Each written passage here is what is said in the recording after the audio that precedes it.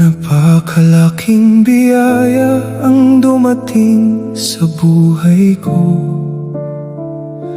Dalawang inang ipinagkaloob ng Diyos sa puso ko. Magkaiba man ang panahon ng ating pagkikita, pareho kayong ilaw sa aking pag-asa. Sa bawat yakap at pag-aaruga ninyo, sa bawat payo at paggabay sa mundo, tinuruan ninyo akong maging matatag, magmahal ng tapat at mabuting anak.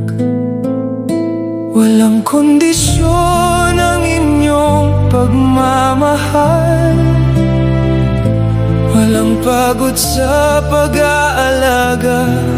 Araw-araw, sakripisyo, habag at kabutihan ninyo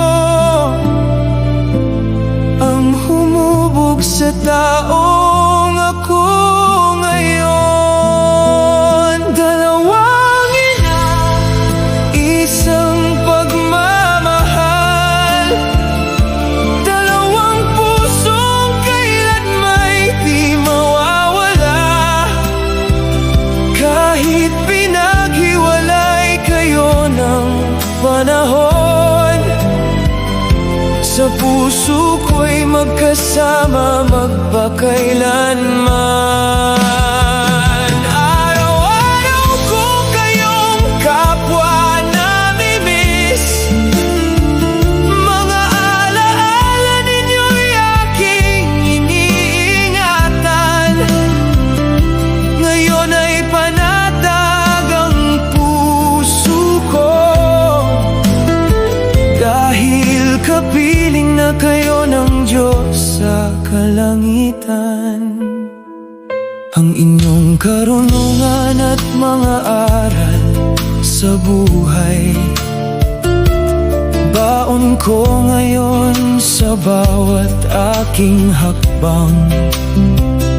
Sa bawat kabutihang aking ginagawa, nabubuhay ang inyong magandang pamana. Hindi man kayo nakikita ng aking mga mata, ramdam ko pa rin ang inyong pagmamahal. Alam kong lagi ninyo akong ginagabayan, kasama ang pamilyang aking minamahal.